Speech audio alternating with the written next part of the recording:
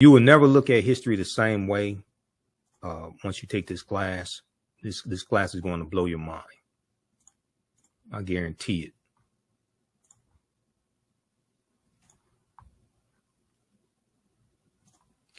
All right, so we look at the term African American, and the earliest recorded uses of the term African American goes back to 1782 in Philadelphia, Pennsylvania.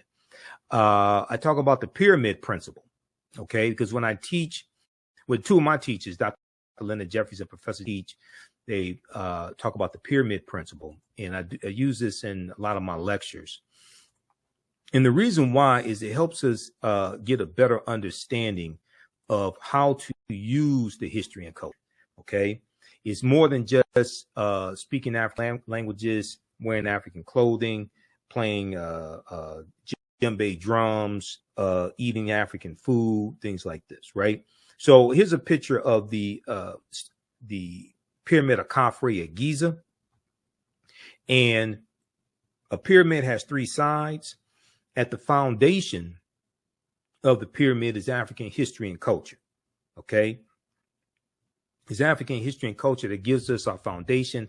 It gives us our values, our interests, and our principles, our VIPs, our values, our interests, and our principles. This gives us our self-esteem, our self-development, our self-worth. It gives us a cultural paradigm that we see reality through.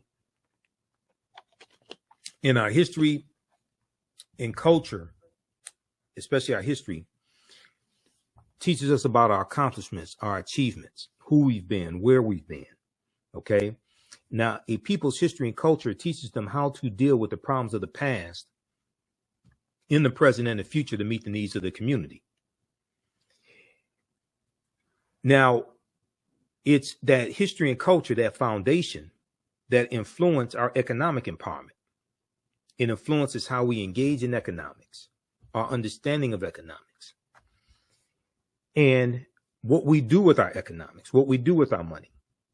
Our $1.6 trillion GDP, gross domestic product, that African Americans have, influences the type of businesses that we have, the type of institutions that we build, but also how we engage in economics. Do we use white capitalism dressed up in red, black, and green and pass this off as black economics or black capitalism? Or do we understand the cooperative system, cooperative economics, the co-ops, which is based upon principles that we brought with us from Africa, okay? And when we study the Free African Society of 1787, we study the Colored Merchants Association in 1928. We study the Colored Farmers Union of about 1886 in Texas. They're operating based upon the cooperatives, where the members of these organizations are also owners, and they work together to help one another prosper and survive. So these are ancient principles, and every ethnic group in America used their history and culture to fight for scarce wealth, power, and resources. And for African Americans, we've largely been stripped of our history and culture, and we're trying to adopt European principles for business and European principles for economic empowerment, things like that, that largely don't work for us. We need to study these Tulsa, Oklahoma, Black Wall Street, North Tulsa, because it was the true reformers cooperative founded in 1881 that helped produce a lot of the prosperity that they had. Okay, yes, oil was discovered there in the early 1900s. Yes, some of the early landowners got land because of the Black Freedmen Indian treaties of 1866. That's true. I deal with all that history. But also, you had cooperatives there also. Okay, so when we study our history, we see a deep, rich history of cooperative economics. So we deal with that to get a better understanding of the cooperatives. Okay, we talk about Dr. David Imhotep as well, in the First Americans with Africans, documented evidence. We look at archaeological discoveries, like the one out of the Greek island of Crete in 2010, where they found stone tools on the Greek island of Crete that date back at least 130,000 years ago. But Crete has been an island for more than 5 million years. So they believe that those people had to have sailed there. Okay, so these would have been African people. Okay, and they believe that those people had to have sailed there.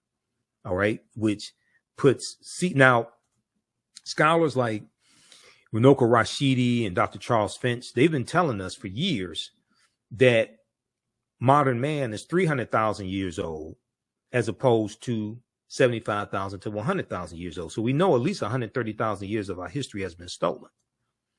So these archaeological discoveries like this don't surprise me, but we deal with them in the class. Okay. We talk about the Khoisan of Southern Africa have the oldest DNA on the planet. There's a good article, Africa's oldest ethnic group fights to keep ancestral land away from Amazon. We talk about Sara Baartman. And then we look at the adultification bias in African-American girls and how studies show that adults perceive African-American girls to need less nurturing and know more about sex than white girls at an earlier age. Need less nurturing and know more about sex than white girls at an earlier age. Where on earth, where in the world would they get something like that from? Where would they get a stereotype like that from? Well, I don't know. I'll be damned. Could it have been passed down for decades throughout history? Is that a holdover from slavery when African-American women were sold into slavery as prostitutes and wet nurses, or just sold as breeders? Okay, where in the world could something like that come from? What could continue to perpetuate these negative stereotypical images and ideology that get projected onto African-American girls? I don't know. Now, Dr. Frances Cress Welsing, who I interviewed 3 times on the African History Network show, Dr. Welsing correctly told us that, let me pull up this slide here. She correctly told us, she said, we're the only people on this entire planet who have been taught to sing and praise our demeanment. I'm a bitch. I'm a hoe. I'm a gangster. I'm a thug. I'm a dog. If you can train people to demean and degrade themselves, you can oppress them forever. You can even program them to kill themselves and they won't even understand what happened. Now, unfortunately, I made the mistake of watching Megan Thee Stallion's performance at the Essence Festival 2023, because on Hulu, if you have the Hulu streaming service, they had the Essence Music Festival prime time and they streamed it live on Hulu. They streamed it live on Hulu. So I saw the weekend. It started like 7 p.m. at night, Friday, Saturday, Sunday. So I watched different performances. Trina performed. I saw Janelle Monáe. I saw Lauryn Hill perform. I saw a number of different performances. Megan Thee Stallion came on. She was the last performance on Sunday. It was actually early Monday morning because she came on. I think she came on about 1 a.m., something like that. And go back and watch my videos where I talked about how horrific her performance was, the vulgar language, the sexually explicit language. And I saw Trina's performance, you know, the baddest bee, Trina. Okay. You don't know Nan, Trina, that, you know, had the song with Trick Daddy. If you listen to Trina's lyrics in her performance and Megan Thee Stallion's lyrics, Megan Thee Stallion made Trina sound like Mother Goose. Megan Thee Stallion made Trina look like a Girl Scout.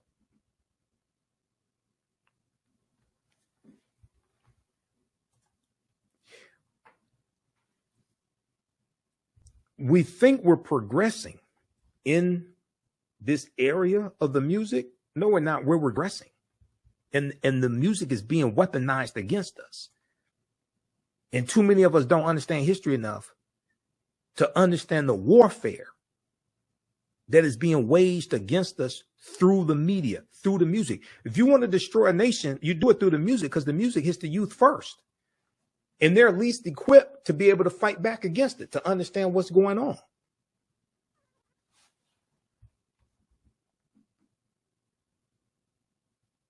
Read the article from okplayer.com. India Ari criticizes Megan Thee Stallion and Janelle Monáe for Sexual Essence Festival performances. Also, watch my critique of the song WAP by Cardi B and Megan Thee Stallion, where I said they will only allow Negroes to put out music like this. They're not going to allow they will never allow Taylor Swift to put out a song like that, because you only protect what you respect.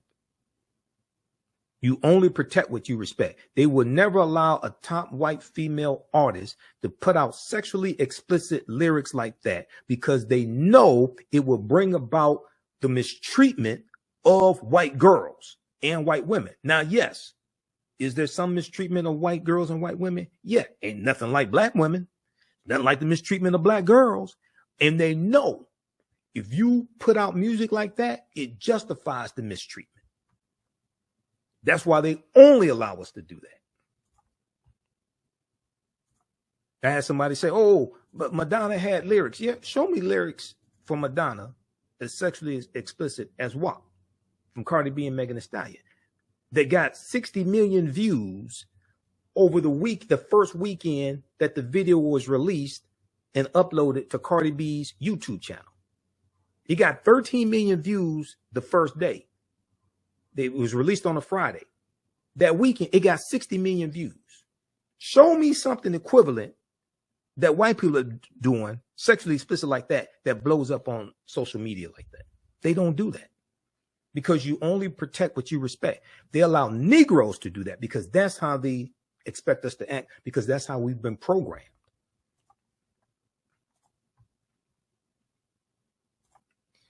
All right, now. So class number 3, we look at the study done with 130,000 years, the stone tools found on the Greek island of Crete 130,000 years ago. We look at the 2 lost Egyptian cities that we'll look at in the class. One is Tanis Heraklion, which was discovered it was revealed back in 2013. Tanis Heraklion, the lost city of Egypt. And it's believed that it sunk into the ocean about 1,200 years ago. The second one that we'll look at is called Dazzling Aten, and that was discovered just a few years ago. Dazzling Aten, another lost city of Egypt. We'll talk about the 17 pyramids that were found buried underneath Egypt in 2011. And what you're going to find is you're going to have civilizations built on top of civilizations, and they use infrared technology, infrared satellite that can look underneath the earth, and they discovered 17 pyramids buried underneath Egypt. Okay. Another fantastic archaeological discovery. So we look at also what are co-ops to get a better understanding of cooperative economics. So many people, talk about co-ops, but oftentimes they never clearly define what a co-op is. Now, Dr. Jessica Gordon-Nimhard probably wrote the best book, or at least one of the best, dealing with co-ops. The name of her book is Collective Courage. So this is one of the books we cite in the class. You don't have to buy any of these books to follow along in class. Collective Courage, A History of African-American Cooperative Economic Thought and Practice.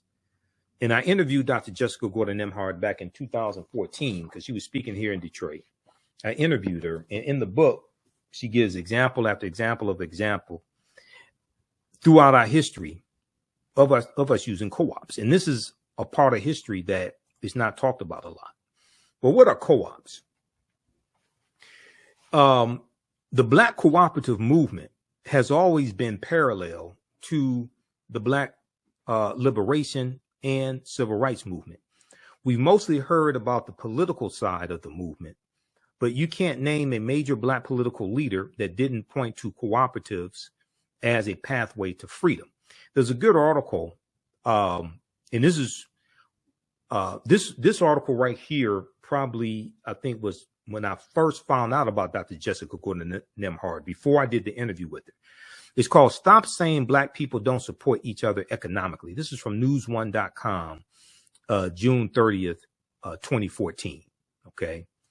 And as Dr. Francis Cress Wilson, we see there was a resurgence of cooperatives during when COVID-19 hit. Mutual aid networks find roots in communities of color. Amid the unfolding disaster of COVID-19 have been moments of generosity, whether it's people pulling together support for college students who've been tossed out of dorms, or collecting money to help restaurant workers, street vendors, and movie theater employees pay for their medicine, groceries, and rent. These mutual aid support networks, in which communities take responsibility to care for one another rather than leaving individuals to fend for themselves, have proliferated across the country as the pandemic turns lives upside down. The nonprofit organization Town Hall Project created Mutual Aid Hub to track all the various collective efforts when the coronavirus began its rapid global spread in March 2020. Back then, it counted only 50 mutual aid groups, but by May 2020, the number grew to more than 800 in 48 states, driven by what the hub's lead organizer, Shivani Desai, D-E-S-A-I, called a, quote, grassroots explosion of organizing, end quote, a grassroots explosion of organizing. Dr. Jessica Gordon Nembhard, author of Collective Courage, said Black mutual aid societies date back to the 1700s, like the Free African Society in 1787. Free Black Americans pooled resources to buy farms and land, care for widows and children, and bury their dead, okay, and bury their dead. Many started credit unions, which is one of the oldest forms of cooperatives and still exists today. Credit unions, Alpha Kappa Alpha Sorority Incorporated, gained a lot of media attention in 2023 for starting a credit union. Many started credit unions when banks would not serve them. Sociologist and civil rights leader Dr. W.B. Du Bois wrote about enslaved Black Americans pooling money to buy each other's freedom. Okay, so this is in our history, and it comes from African culture. The African Union Society in Rhode Island was established in 1780 as the first Black mutual aid society on record, Dr. Jessica Gordon Nembhard said. The second was the Free African Society, which was founded in 1787 in Philadelphia by Richard Allen and Absalom Jones. And it was founded to provide aid to freed slaves who were denied resources by white institutions. One of the most famous examples of mutual aid are the Black Panther Party survival programs from the late 1960s, through which members distributed shoes, transported elders to grocery stores, offered breakfasts to children, and more. Okay, so this is in our history. Now, like I said, a people's history and culture teaches them how to deal with the problems of the past in the present and the future to meet the needs of the community. And what's happened is we've largely lost that history. We largely don't know that history of how we were economically successful in the past, even those who were freed during slavery, and how many of them were able to economically prosper. Okay. All right, so let me continue. All right, so we talk about Dr. Jessica Gordon Nembhard. We talk about this discovery, this dealing with DNA, Y chromosome in father of all humankind is 340,000 years old. Dealt with a man named Albert Perry in South Carolina who found his DNA traces back to an ancestor 340,000 years ago, about 338,000 years ago. We're older than we thought. New find pushes human origin back 100,000 years. This is the article from NBCnews.com. Now, when these archaeological discoveries take place, all the news outlets have these articles. NBC, ABC, CBS, MSNBC, CNN, NBC News. A lot of times, even Fox News has articles on this. Now, on cable news, you may only see 30 seconds to a minute, if that. But all these news outlets, you go online, they have articles on these archaeological discoveries. We talk about the African presence in Asia and the Khoisan, Sara Baartman, Dr. J. Baartman. Another discovery, mastodon skeleton found in California, dates back about 130,000 years ago. And the paleontologists are saying that the skeleton was smashed apart, and the way it was smashed apart had to be smashed apart by humans. Okay, now if that's true, that puts an African presence in California 130,000 years ago.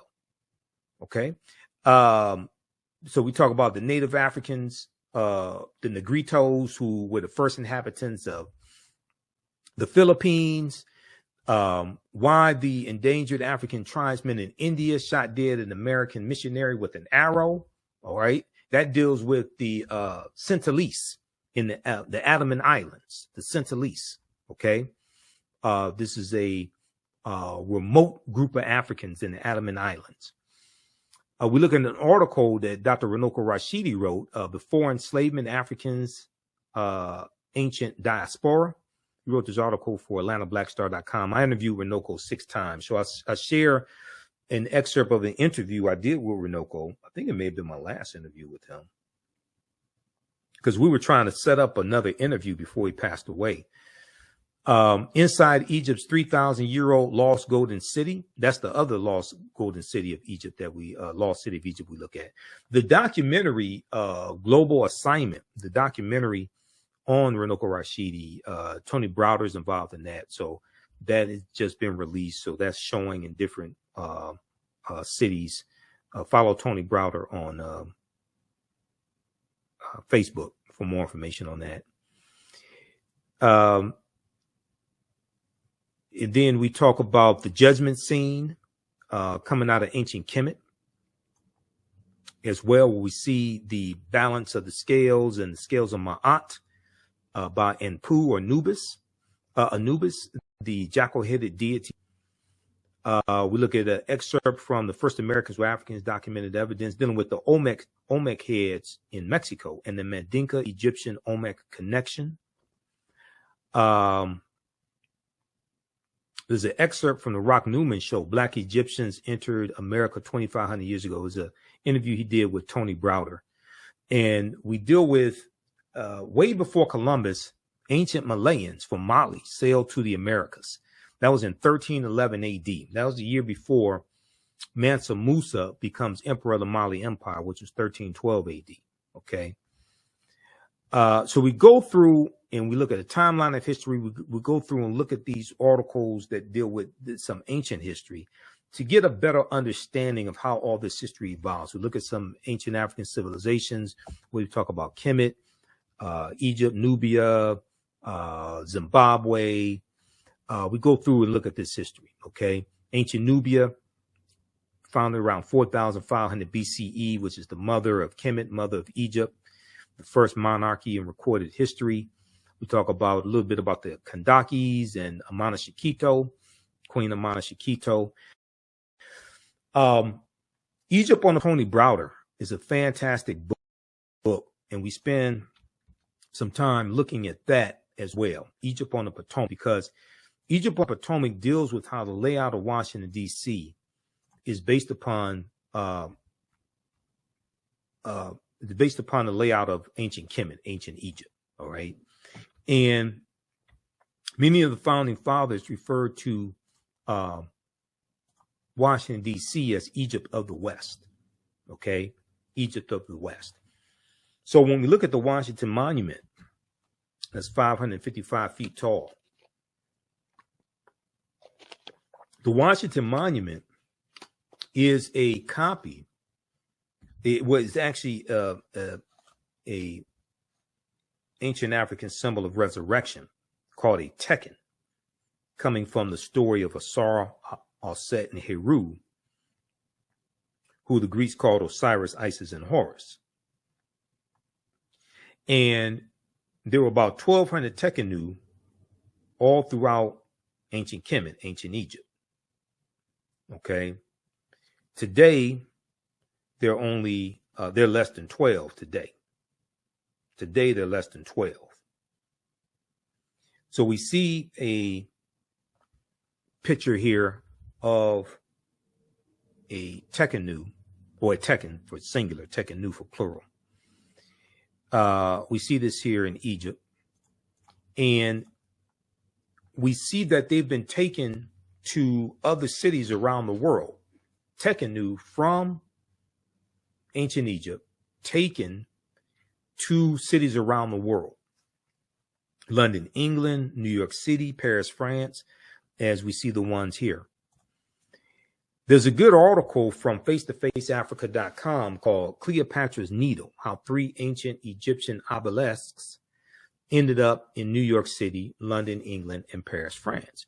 And in this, an excerpt of the article says, ancient Egyptians called obelisks Tekkenu. Now you will see Tekkenu spelled a few different ways. And they were also used to tell the time in the past. They were also used to tell the time in the past. Their pinnacles were basically covered in gold to reflect the sunlight. Historians say that obelisks represented immortality and eternity, and their long structure helped connect the heavens and the earth. Currently, Cleopatra's Needle is the name given to 3 ancient Egyptian obelisks, one in New York City, one in London, England, one in Paris, France. However, they do not all come from one Egyptian site. Okay. The obelisks in New York and London are carved out of red granite from the quarries of Aswan, a major source of stone for Egyptian antiquities. The 2 obelisks were commissioned by Nesubiti or Pharaoh Thutmose III for the Temple of the Sun in Heliopolis near modern-day Cairo, with each weighing about 224 tons and 68 feet tall. Okay, so this is African culture taken around the world, but most of us don't associate it with Africa. We associate it with the people who are in those areas where it's taken. We think it's something that white people created. Oh, the Washington Monument. That's named after George Washington. We think it's something white people created. But the foundation of Freemasonry are the teachings from the ancient Egyptian mystery system. Okay?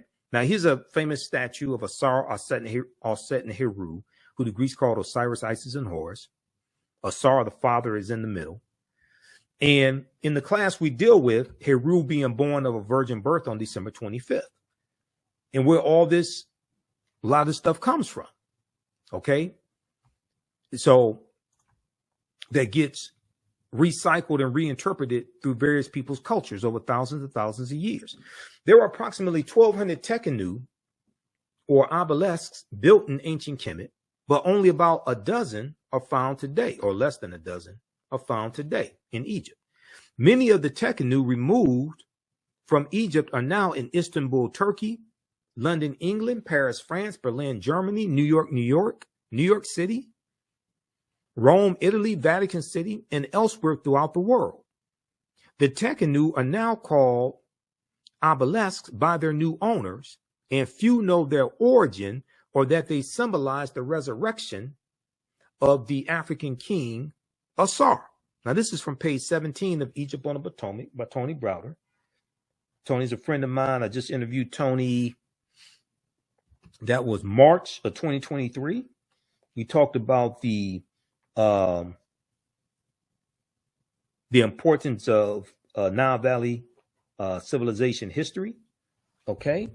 That interview got about over 50,000 views on our YouTube channel. My YouTube channel is Michael Imhotep, Imhotep. You can go check out that interview. This is a copy of Egypt on the Potomac right here. Just bear with me because I have books all over the office. I need to get another bookshelf. This is Egypt on the Potomac right here. This is one of the books we use in the class. Once again, you don't have to buy any of these books. We show you excerpts on the screen. But this is an excellent book to get. Egypt on the Potomac, as well as Nile Valley Contributions to Civilization by Tony Browder. Okay. Now, when we look at Freemasonry, because we have to look at Freemasonry, we look at that in the class, in the relationship to ancient Egypt, ancient Kemet, the Nile Valley region of Africa. The word Mason is derived from the Latin words mass and sun. Mass and sun, S-O-N. Mason means child of light and expresses the desire to pursue light, which is a metaphor for the sun, which symbolizes knowledge. The term child of light, or sons and daughters of light, was first used to identify students who had completed 42 years of study in the temples of ancient Kemet. Many Masonic temples were modeled after the temples of ancient Kemet, places where light or knowledge was imparted in a series of steps or degrees. So the whole concept of going to institutions of higher learning and getting your credentials in a series of degrees, associate's degree, bachelor's degree, master's degree, PhD, that whole concept comes out of ancient Kemet, in the ancient Egyptian mystery system, out of the temples, where they went to study for 42 years. The concept of liberal arts, okay? And in Stolen Legacy by George G.M. James, he talks about the 7 liberal arts and the arithmetic and the logic and things like this. He talks about the quivium and the quadrivium, the trivium and the quadrivium, I think it is. But all that comes out of the Nile Valley region of Africa. We associate most of this stuff with Europeans. They learn from us. They learn from us. This is why, if you've seen any of my information dealing with the fight for what people call reparations, reparative justice, my whole concept of reparations as a historian is much different than a lot of this stuff floating around. The reason why, first of all, you have to understand the root concept of reparations means to repair, to make you whole again, to restore you to a state before the damage that was done, to repair a harm that was done. Okay.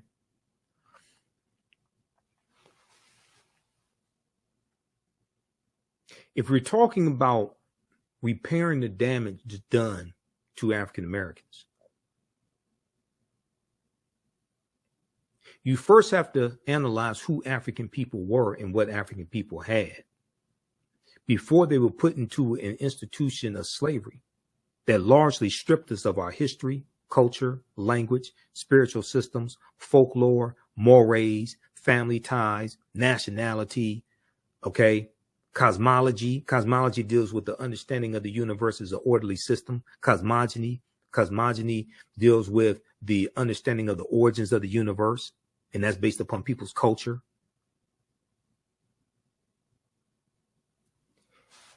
You have to analyze who we were before we were put into the institution of slavery and what we had. If you want to talk about repairing the damage of something, if you start the conversation with us already enslaved, stripped of those things, that means you don't understand that you don't understand.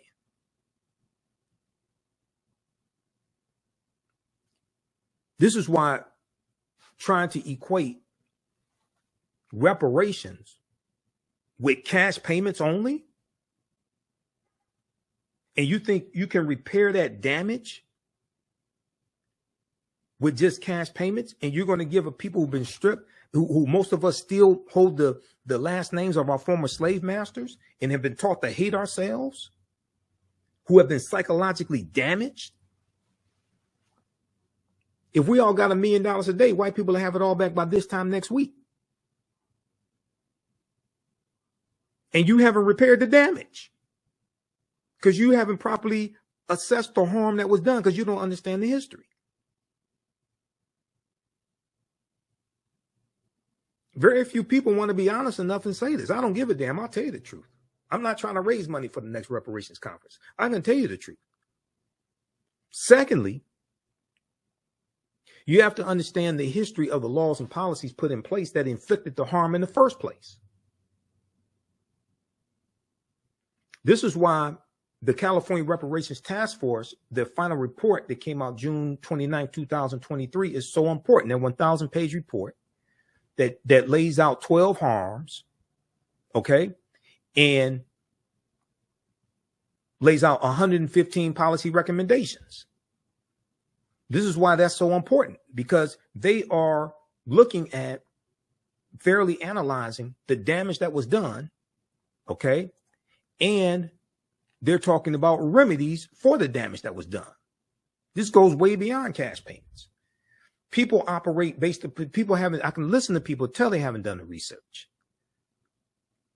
So they just equate the damage that was done to cash payments. No, you don't understand the history. So my Kwanzaa presentation I did December 27th, 2023 at King Solomon Baptist Church, I talked about some of this. And I'm going to go to, let me see, let's pull this up. Let's go to this. I want to show this quickly here.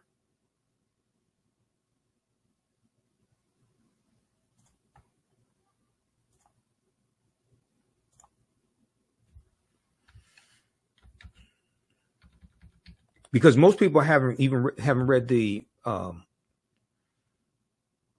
executive summary. If you read the 74-page executive summary, you get a much better understanding of this. I've read the executive summary. I read the executive summary of the initial report, the 500-page report. The California report highlights a history of moral and legal wrongs. Over 13 chapters and about 500 pages, the interim report's authors recount the moral and legal wrongs the American and Californian governments have inflicted upon their own Black citizens and residents, noting how slavery and subsequent discrimination have exposed Black communities to racial terror and political disenfranchisement, left them with inferior outcomes in health and wealth building, and neglected them and relegated them to segregated neighborhoods and schools. Now, California became a state in the Union in 1850. When they became a state in the Union, they abolished slavery. Now, historians have identified at least 1,500 people who were in some type of semi-slavery state or status. Some people put the number at 4,000. California was not Texas. In June of 1865, when Major General Gordon Granger goes into Texas to deliver General Order Number 3, which we commemorate during Juneteenth, there were 250,000 enslaved Africans in Texas. California is not Texas.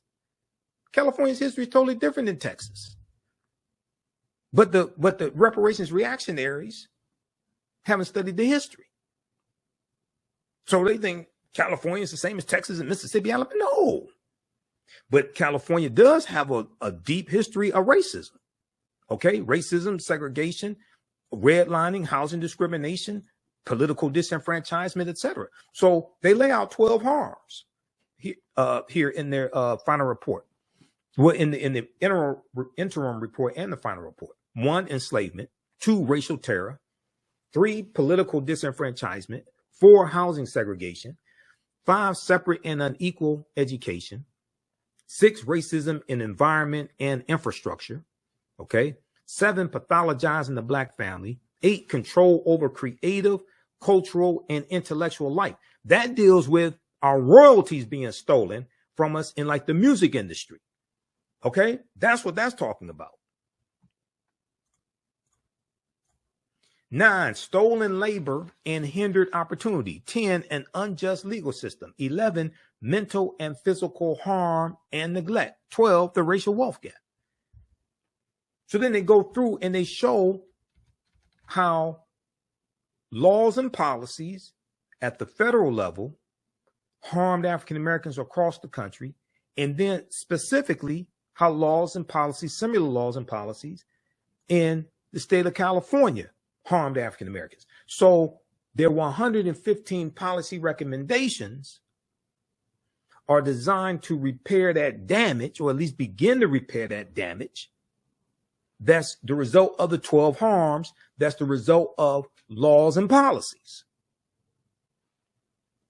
It was laws and policies that put us in this predicament. It's going to be laws and policies that take us out of this. This goes way beyond a check. Because once you spend the money, the laws and policies are still in place, inflicting the harm. You haven't scratched the surface. This is what a lot of people don't understand. Now, ideally, some form of cash payments can be part of a comprehensive reparations package. Ain't no way in hell. Understanding history and law, no way in hell reparations should just be cash payments. You're not going to repair anything. And by this time next week, white people have most of that back. And the only thing you've done is stimulated their economy. And those laws and policies that continue to inflict the harm, that maldistribute wealth, power, and resources, those structural inequities, they will still be there. They haven't changed. But the Amazon website will crash every 10 minutes. The Mercedes-Benz showrooms will be empty. But the health disparities, maternal deaths of African American women, 3 times more likely to die during pregnancy or pregnancy-related deaths, that'll still be there. When you look at us being discriminated against, when we look at the values of our homes and valued at $48,000 less than comparable white homes, which is a collective $156 billion, as the Brookings Institute documented a few years ago, that'll still be there.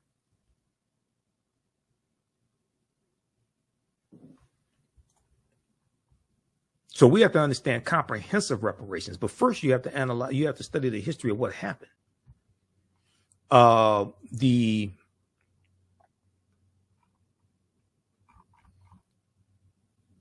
this is the interim report right here. This is the executive summary from the interim report. This Google California Reparations Task Force, it will come up. And then I have the link here also. You can go to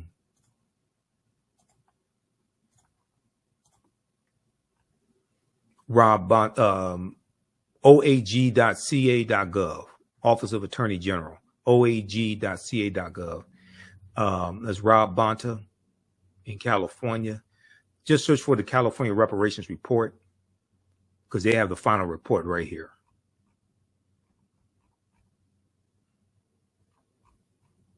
And then you can read the full final report. You can look at the executive summary. It's broken up into chapters, all of that.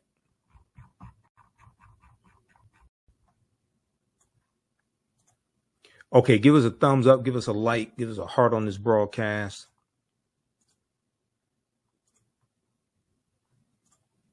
Be sure to register for this 10-week online history course that I teach ancient Kemet, the Moors, and the Maafa. Understand the transatlantic slave trade, what they didn't teach you in school. So we talk about Egypt on the Potomac. I saw an interview that Tony Browder did on News One Now with Roland Martin back in 2015.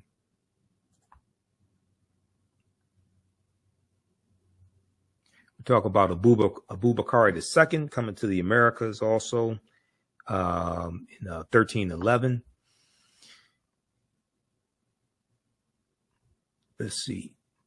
Class number 6, we deal with the African origins of Star Wars and the Osirian drama, the story of Osir, Aset, and Heru, who the Greeks called Osiris, Isis, and Horus, and how George Lucas, father of Star Wars, had a mentor named Joseph Campbell.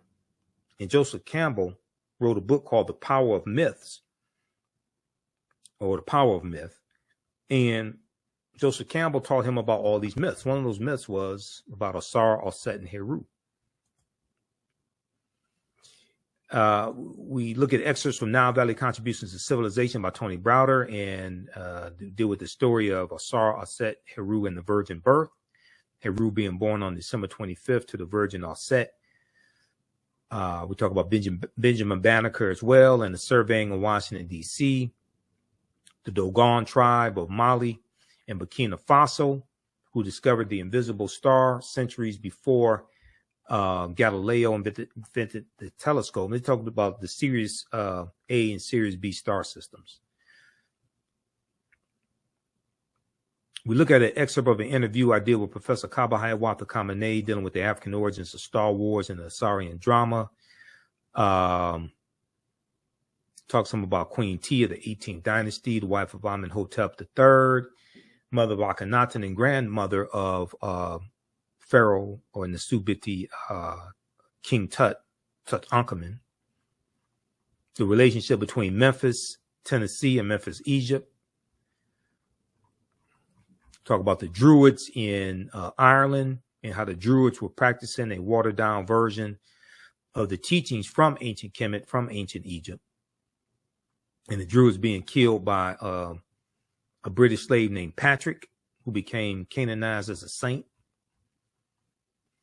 So in class 7, we talk about Hannibal Barca, and we know that Denzel Washington is going to portray Hannibal Barca, the Carthaginian general, in a movie directed by Antoine Fuqua, director Antoine Fuqua. I did a video about that. So we talk about Carthage. And Carthage is one of those African empires that Europeans try to claim as their own.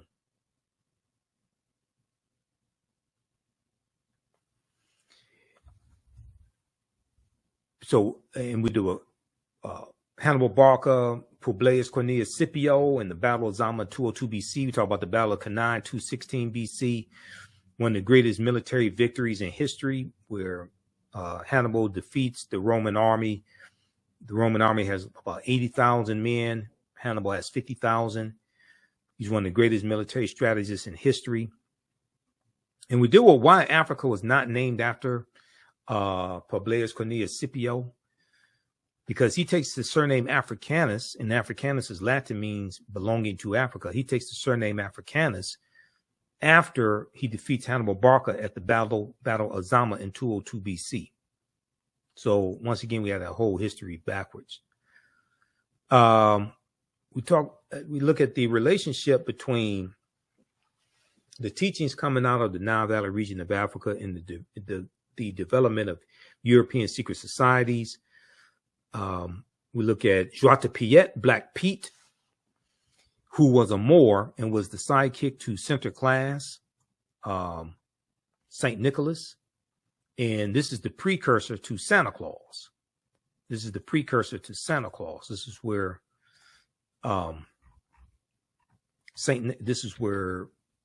Santa Claus comes from, with the red and white outfit. Comes from Bishop Nicholas right here.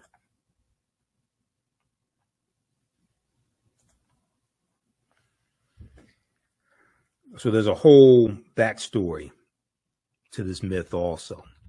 So we deal with that. Let me pull up the slide. So we deal with this also in the class, because this shows it continues to show the influence of the African Moors. And in the Netherlands, in early November, they celebrate Sinterklaas and Joie de Piet coming to the Netherlands, coming on a steamboat from Spain. And we know it was the Iberian Peninsula, Spain and Portugal, where the Moors go in 711 AD, led by Tariq ibn Ziyad, and the Moors are going to conquer the southern portion of Spain.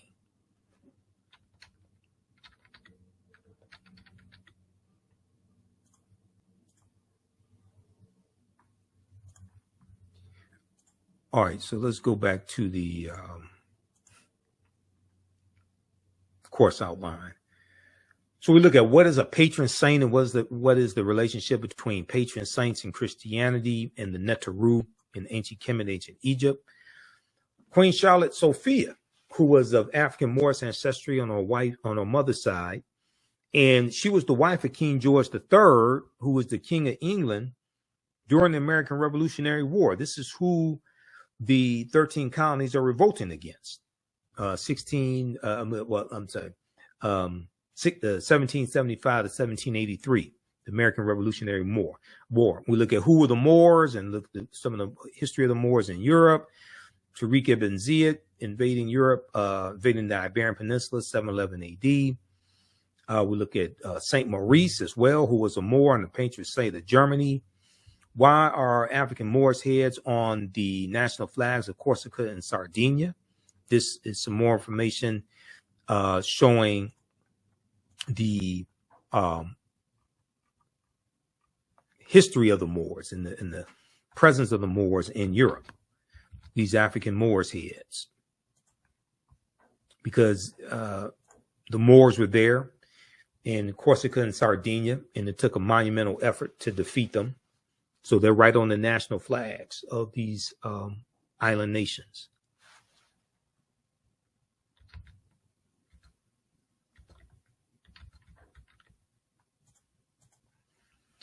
All right, going back to the course outline. So class number 8, we look at how did the Moors lose power in Spain? And one of the books we reference is Golden Age of the Moor, edited by Dr. Ivan van Sertima. I have that book around here somewhere. Oh, right here. Golden Age of the Moor. One of the best books dealing with the history of the Moors during the medieval time and in Europe. Golden Age of the Moor, edited by Dr. Ivan van Sertima. Dr. Jose Pimenta Bay is one of the baddest scholars on the history of the Moors. He has a essay in here. Ranoko Rashidi has an essay in here as well. So we talk about the Crusades some, and the first Crusades, 1096 AD. Who were the Knights Templar? And the Knights Templar are important because they were taught by the African Moors, and they learned some of the teachings from ancient Kemet, ancient Egypt, become very powerful. Okay. We look at excerpts from Christopher Columbus and the African Holocaust, Slavery and the Rise of European Capitalism by Dr. John Henrik Clarke. Because like I said, Columbus is crucial to understanding the expansion of the transatlantic slave trade. Okay. And we look at where Columbus goes on his 4 voyages. He never comes to the land that we call the United States of America. The closest he comes here is Cuba, which is 90 miles away, about 90 miles away.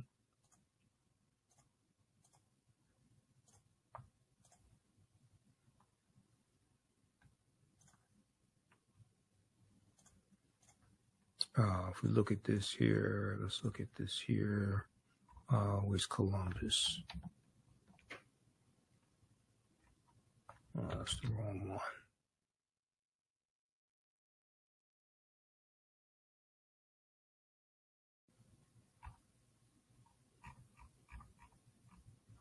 Right here, Cristobal Colon. Cristoforo Colombo. Okay. When we look at where he goes on his 4 voyages, and if you go to history.com, official website of the History Channel, and just search for Christopher Columbus, it will show you where he went. He never came to the land we call the United States of America. August 3rd, 1492, he set sail. That's his first voyage. Set sail on the Nina, the Pinta, and the Santa Maria. He goes into the Bahamas, which he calls San Salvador. He goes into Cuba and Hispaniola.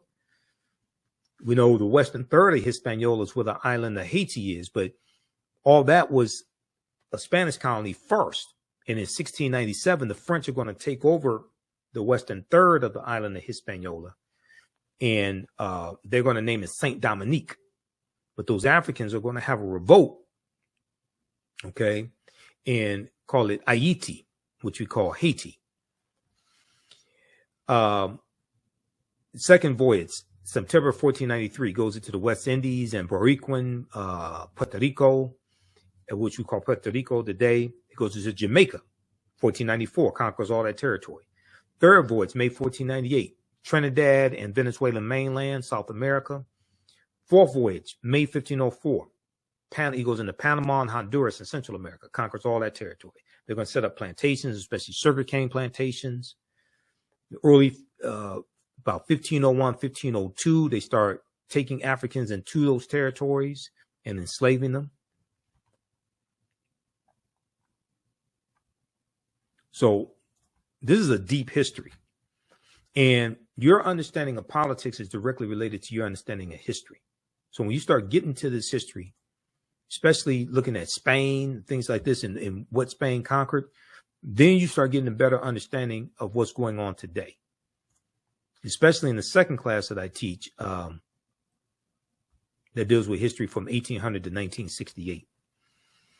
Okay, and then we look at the Portuguese are the first ones involved in the transatlantic slave trade starting in 1441, okay, when they go into what's modern day Mauritania. So class number 9, we look at the doctrine of discovery, Dom Diversis, 1452. What is the papal bull amongst the Catholic Church? The Treaty of Tordesillas, June 7th, 1494, where the Pope divides the non-Christian world between Spain and Portugal and tells them to go out and conquer the non-Christian world.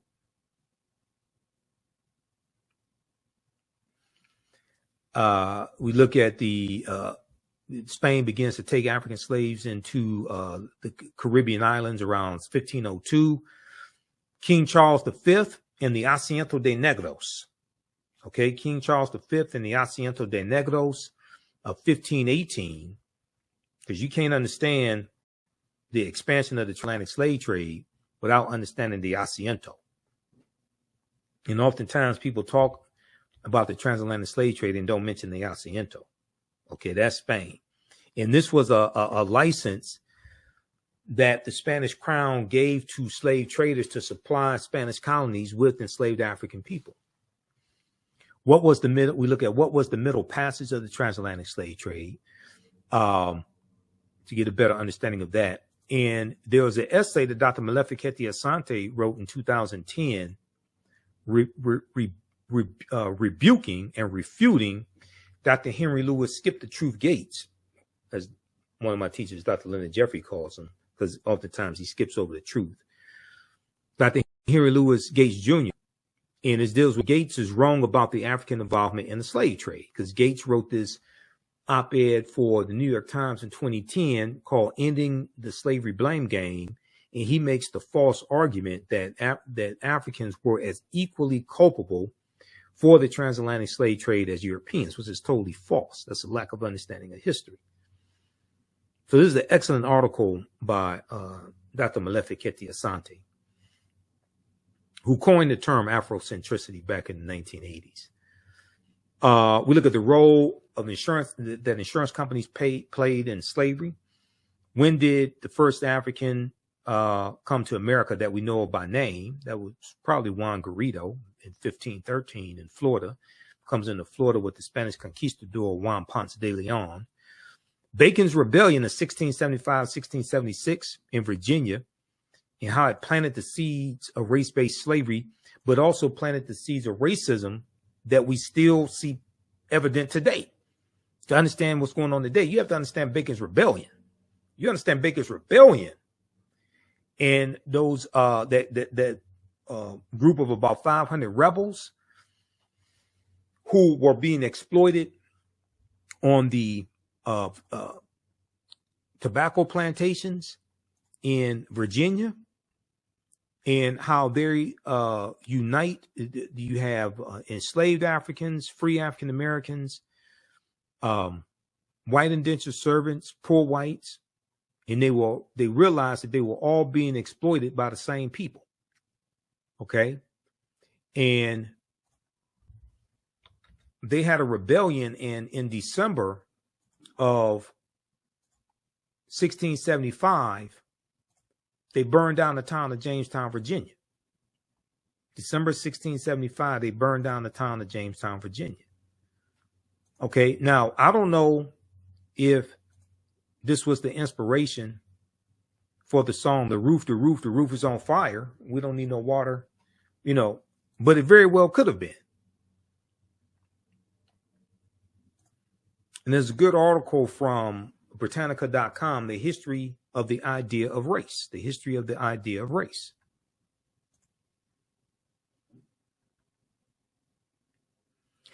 On September 19, 1676, Nathaniel Bacon and his followers returned to Jamestown, Virginia, and battled forces.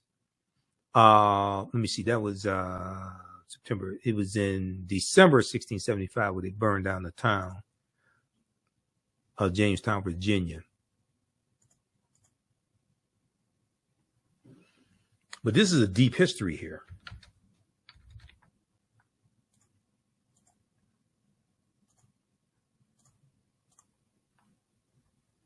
We deal with did African Americans own slaves and why? Because oftentimes we were buying family members out of slavery. Okay. You did have some people that take advantage of that, but when Dr. Carter G. Woodson did his research on this, he looked at 1840, I think it was, 1840, and he found that almost 50%, is estimated that 50% of African Americans that owned slaves, they were buying family members out of slavery. We saw this in Washington, D.C. also when we dealt with the Compensated Emancipation Act of April 16th, 1862. We deal briefly with the fake Willie Lynch letter, 1712, the tragedy of the Lusden slave ship, January 1st, 1738. And look at the origin of negative images in the media and how they're rooted in slavery and minstrel shows. Okay. That's class 10. So this is, like I said, this is a class where we get deep into the history. You never look at history the same way. There's over 200 slides that we look at, slides that I put together myself, 80 to 100 articles. If you like this type of information, you can support the African History Network a few ways. Be sure to register for the online history classes that I teach on Saturdays. Ancient Kemet, the Moors, and the Maafa, Understand the Transatlantic Slave Trade, what they didn't teach you in school. Visit our website, AfricanHistoryNetwork.com, AfricanHistoryNetwork.com. We deal with thousands of years of history and what leads up to the transatlantic slave trade taking place. This is a 10-week class. We're doing more than 2 weeks this time around. Next classes are Saturday, May 4th, Saturday, May 11th, Saturday, May 18th, and Saturday, May 25th, 2024, 2 p.m. Eastern Standard Time. Click right here to register here for the class. The class is on sale $60, regularly $130. We do the sessions live. All the sessions are archived and recorded. You can go back and watch it any time. So a year from now, 2 years from now, you can still watch the entire course. We have the lesson plan here for the entire course also already laid out, so you can look at the content that we cover. We deal with 80 to 100 articles, and I put together this class. I've been teaching this class on and off since 2017. Okay, I've been studying history 34 years now. Do lectures across the country. Been hosting the African History Network show 14 years, but we look at there's over 200 slides that I put together, 80 to 100 articles that we'll go through and look at, the 15 books that we reference. You don't have to buy any of these books to follow along in class. I'll show you excerpts of the books on the screen usually. And we'll look at video clips of interviews I've done with historians like Professor James Small, Professor Kabahai Wafa-Kamene, Anthony Browder, who wrote Nile Valley Contributions to Civilization, which is one of the books we use in the class, Runoko Rashidi, who wrote Black Star, the African Presence in Early Europe, which is another book that we use in the class. Okay, so you can register for this. This content is PG-13. You can use this information with your children as well. Visit our website, AfricanHistoryNetwork.com. AfricanHistoryNetwork.com. Okay, and we'll post the link here. The link's in the thread of this broadcast. And you can support us through PayPal and Cash App, $ the AHN show through Cash App, $ the AHN show through Cash App, and through PayPal, paypal.me/the AHN show. So we have the information right here on the website as well. This is our official Cash App account, $ the AHN show, SHOW. When you go to it, it'll say Michael and show my picture there. These are fake African History Network Cash App accounts here. that have been stealing money from us. There are a few other ones out there I've identified. I'm still trying to get them shut down. You can click right here on our link and it shows our QR code, okay, for Cash App. This helps us stay on the air, keep doing the research, pay some of the bills, etc. Upgrade equipment, take care of what needs to be done. All right. So look, hopefully you learned a lot today. Register for this course. You can use this information with your children. Like I said, the content is PG-13. It's not overly graphic. I don't do a lot of cursing or anything like that. But you're going to learn so much in this class. This is a great time of the year to start learning this history and take this information with us throughout the year. Okay. All right. So thanks for joining us today. Share this broadcast on your social media platforms. Follow us on our Facebook fan page, The African History Network, our YouTube channel, Michael Imhotep, our Instagram page, The AHN Show, our other social media platforms. Remember, right now is correct wrong behavior. It's not over till we win. Wakanda forever. We'll talk to you next time and see you.